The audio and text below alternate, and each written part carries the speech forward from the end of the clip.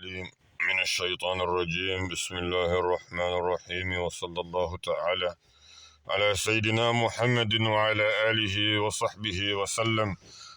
We're going to continue on the roots of the Quranic revolution of 2021. We were just wanting to make sure that we went over a few uh, uh, housekeeping matters, and this is in reference to certain names. We wanted to make sure that they were out there. And also, we wanted to make a very important disclosure. Obviously, it's been 40 years, and there have been many, of the actual players involved who have gotten married, obviously, and were remarried, however the case may be. But to make a long story short, as far as the marriages of Malika Mauna Muhammad herself, obviously, we have elaborated my father, and also we had elaborated the stepfather whom the Quran was being read to at that young toddler age. And we have also related the fact that she did remarry at some point, and particularly prior to our embarkation, our way to Africa, or on our way to Africa, she did marry the fourth generation of Sheikh Ahmadu Bamba, the founder of Tuba. So we wanted to get those scenarios, but we will not, exactly specify any of our personal necessary lives, unfortunately, as to that aspect. So I wanted to get that disclosure and make sure that that disclosure was also very, very, very clear. And what I want to finally make sure that transpires, if we look at the earlier years, the early education, we are going to find preschool or kindergarten again, where Imam Khalid Yassin used to be back in those days, back in the late 70s, early 80s. It was the exact same place. Those who are not familiar, he's actually operating out of Australia, Europe, mainly these days. But yes, that Khalid Yassin. And Al Madrasa Al Islamia.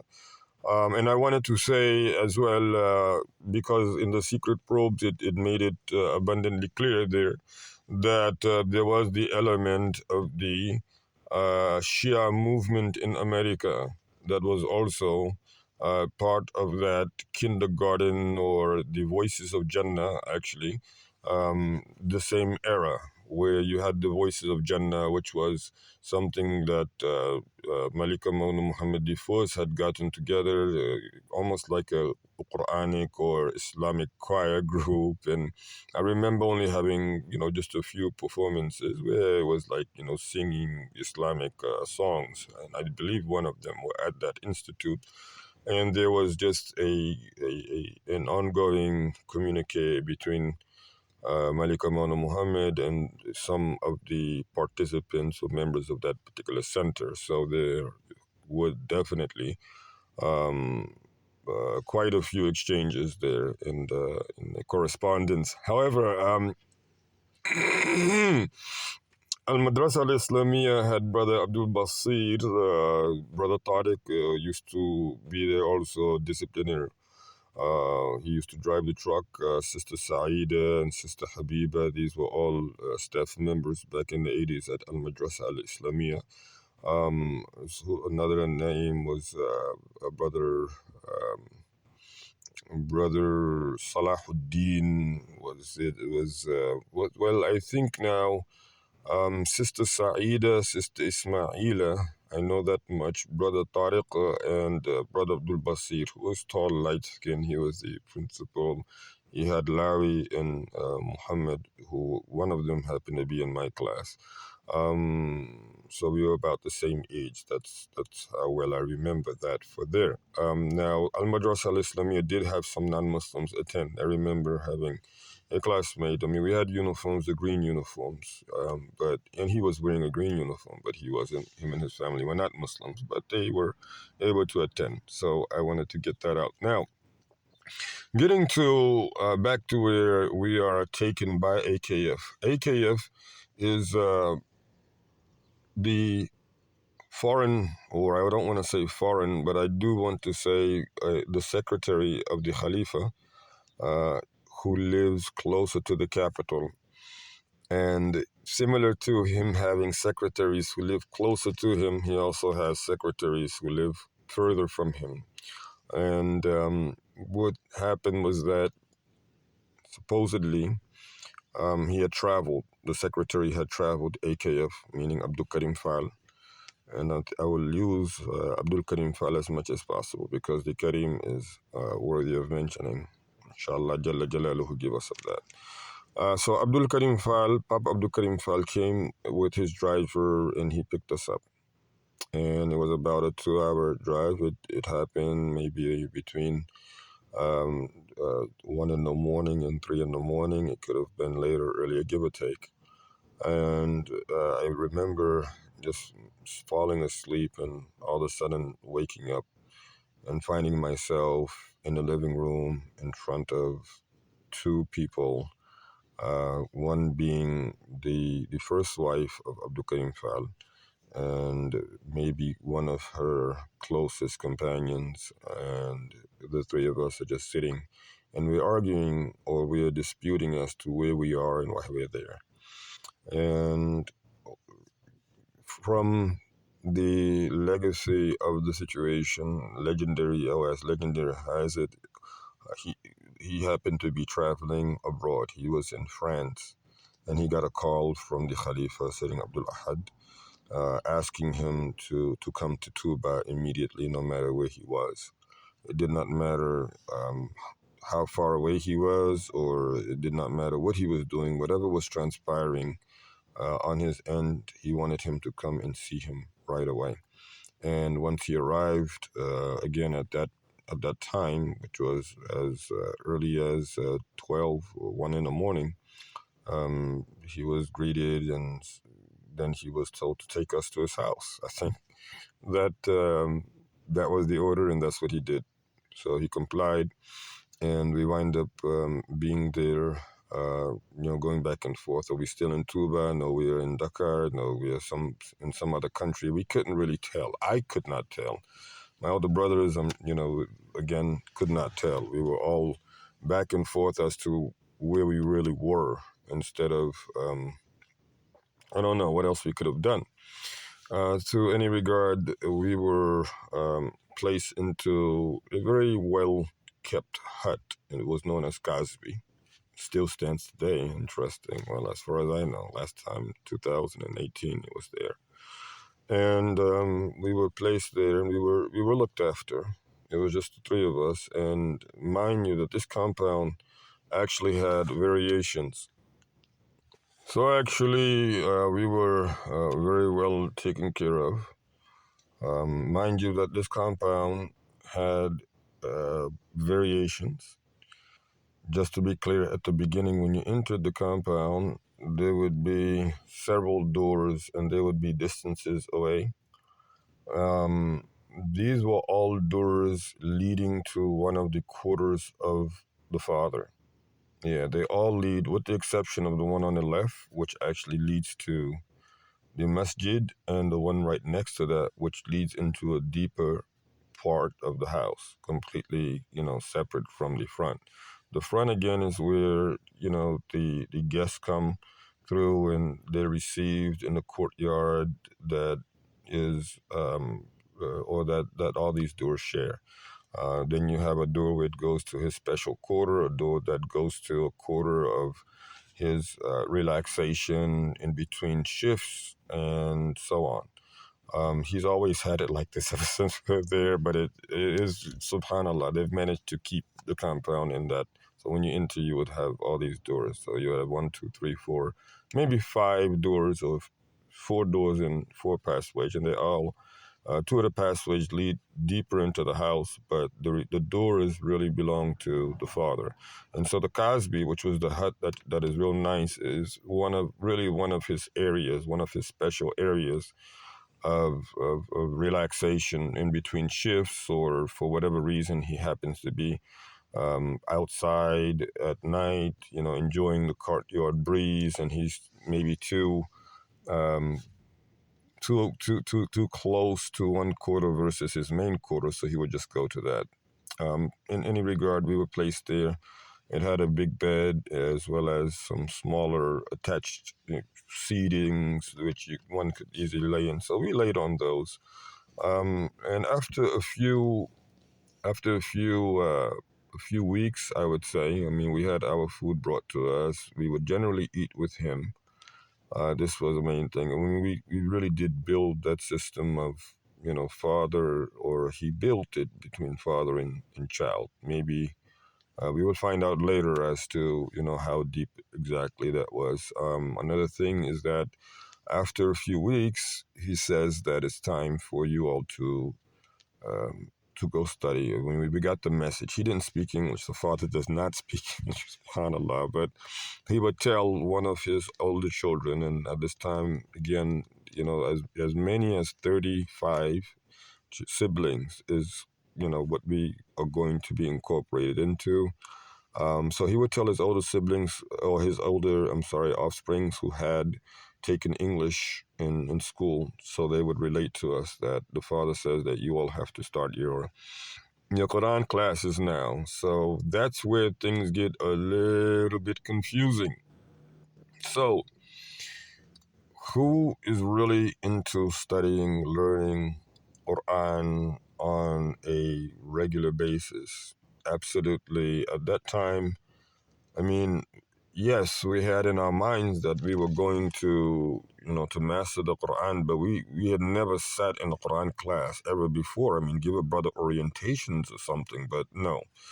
We were thrown into this Quranic class system, and we met all of the other younger siblings, or we met our peer siblings, if one may, and we had well, I had maybe one who was younger than me by a year or two, but everybody else was practically older than me. Everybody else was older than me. So we had the Musketeers, or whom later on became the African Musketeers. So we had, or there was Musa Fall, Durugay, there's Papa Job.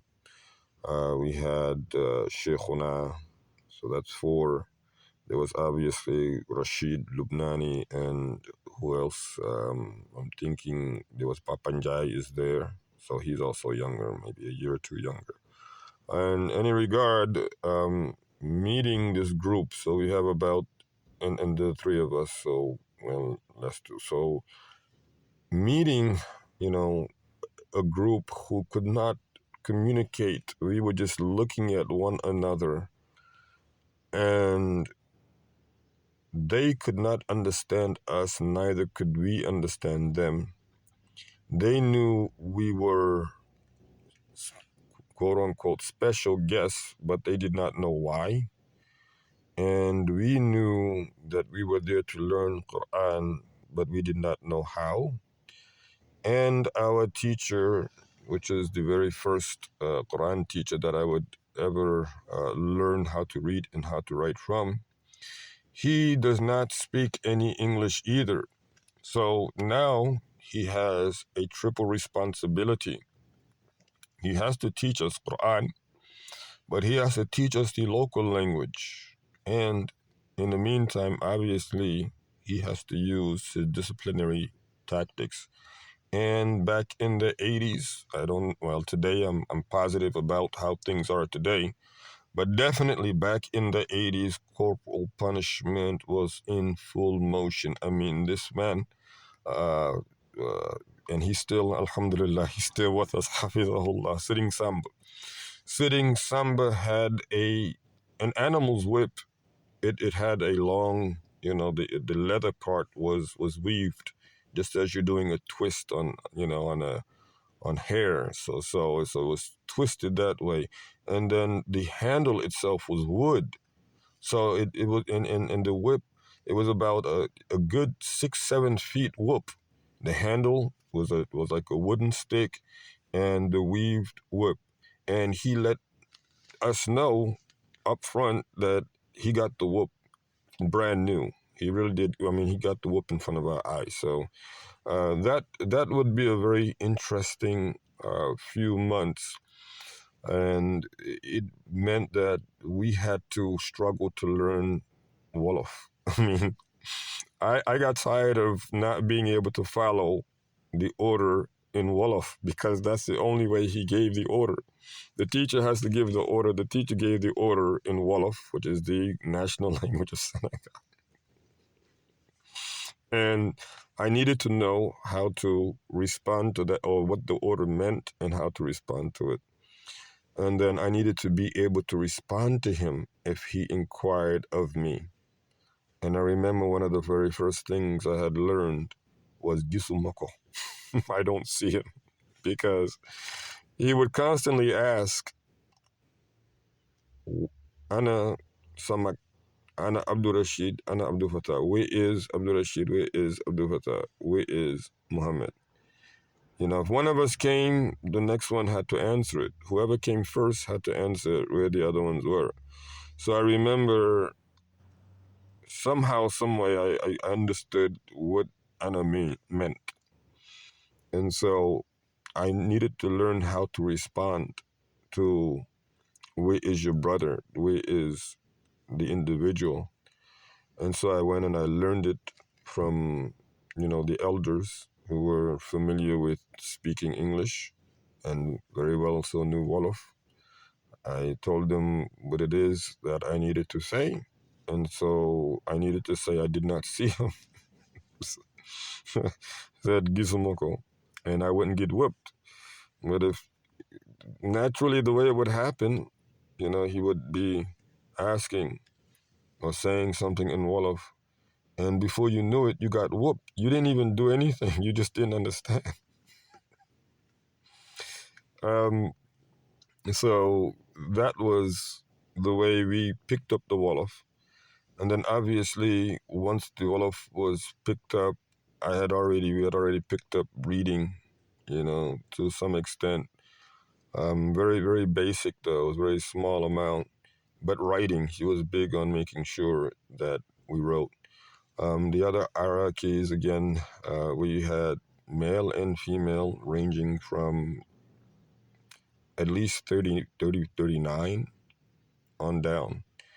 I believe at this time the father had to be in his late 50s, he had to at least be in his 50s, I would say. And Allah Ta'ala knows best. But yeah, he definitely, by this time, there were children of his, biological children, who were in their mid 30s at that time, because here we are 30 years later, 40 years later, and they are well into their 70s. And Allah Ta'ala knows best.